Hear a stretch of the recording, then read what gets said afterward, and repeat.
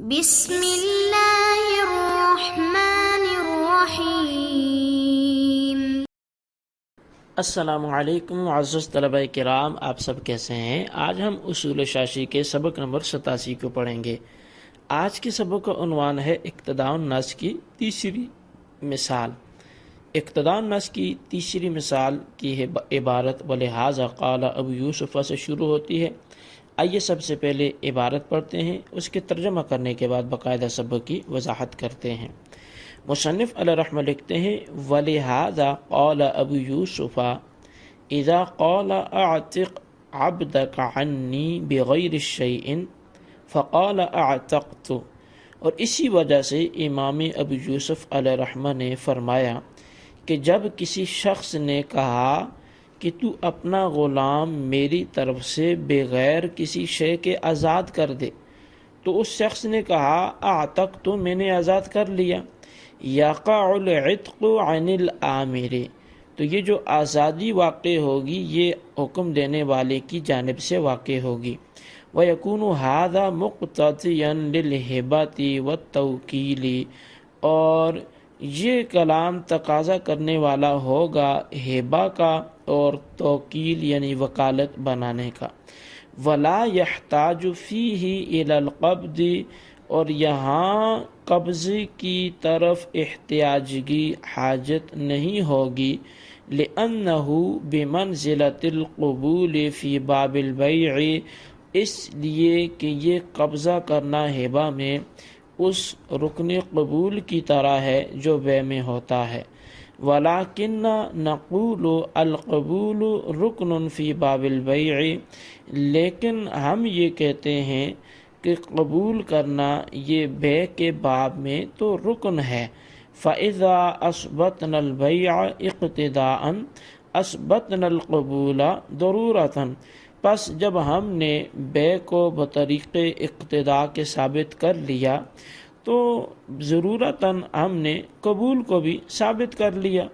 بخلاف القبض فی باب الہبۃ، بخلاف ہبہ کے باب میں قبضہ کرنے کے۔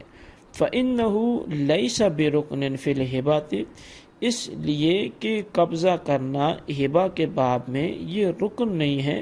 لیکون الحکم بالہبۃ بطریق الاقتداء حکما بالقبض، کہ ہبہ کا جو حکم ہو وہ بطریق اقتداء قبضے کا بھی حکم ہو جائے۔ وحکم المقتدى انہ یثبت بطریق الضرورۃ، اور مقتدی کا حکم یہ ہے کہ بے شک یہ بطریق ضرورت ثابت ہوتا ہے۔ فیقدر بقدر الضرورۃ، پس اس کو بقدر ضرورت ہی مقرر کیا جائے گا، فرض کیا جائے گا۔ یہاں سے ہماری عبارت اور اس کے ترجمے کا اختتام ہوا۔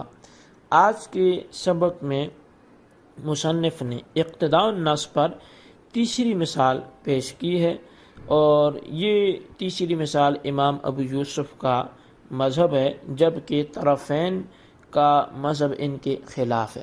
یعنی امام ابو یوسف علیہ رحمہ کے مذہب کے مطابق یہ مثال درست ہے، جبکہ امام اعظم اور امام محمد رحمہ اللہ تعالی ان کے نزدیک یہ مثال اقتداء النص کی نہیں بنے گی۔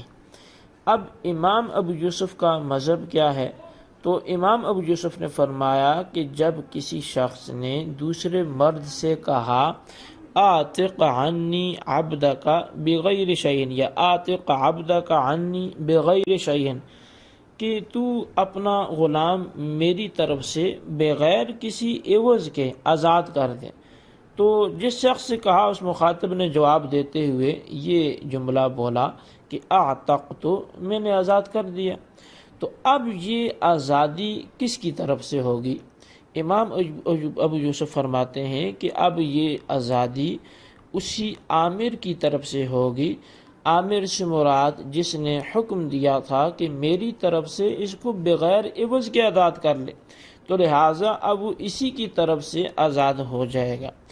اور یہاں ہبہ اور توکیل اقتداءً ثابت ہوں گے۔ اس مسئلہ کو امام ابو یوسف نے در حقیقت گزشتہ جو مسئلہ تھا آتق عبدک عنی بألف درہم والا، اس پر انہوں نے قیاس کرتے ہوئے کہا ہے۔ اب چونکہ اس مسئلے میں آتق عنی عبدک بألف درہم تھا، یا آتق عبدک عنی بألف درہم، کہ تو اپنے غلام کو میری طرف سے 1000 درہم کے بدلے آزاد کر لے، تو اس جملے میں بھی جو بے کا عقد تھا وہ بطریق اقتداء ثابت ہوا تھا، تو چونکہ بے وہاں بطریق اقتداء ثابت ہوئی تو اس بے میں اس کا رکن جو قبول تھا، ایجاب و قبول جس کو بولتے ہیں، تو قبول بھی بطریق اقتداء ثابت ہو گیا تھا۔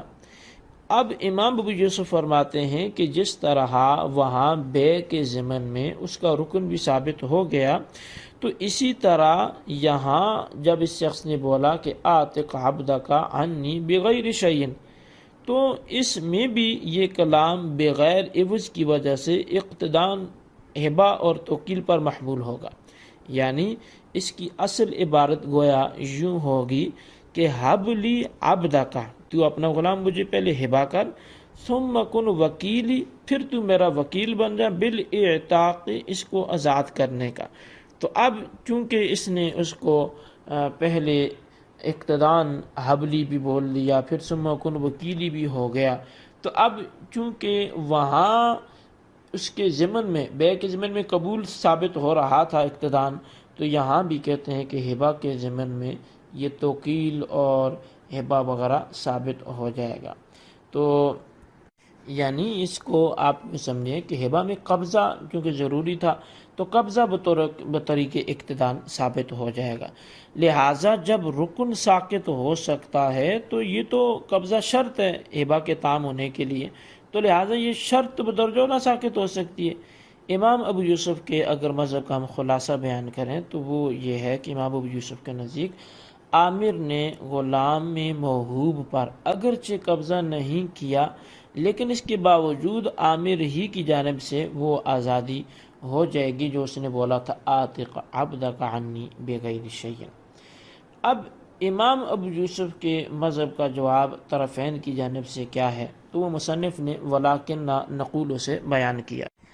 وہ یہ بیان کیا کہ امام ابو یوسف کا ہبہ کے مسئلے کو بے کے مسئلے پر قیاس کرنا، یہ قیاس مع الفارق ہے اور یہ درست نہیں ہے، اور یہ وجہ فرق یہ ہے کہ قبول جو ہے بے میں وہ رکن ہے، جبکہ قبضہ ہبہ میں یہ رکن نہیں ہے، یہ شرط ہے۔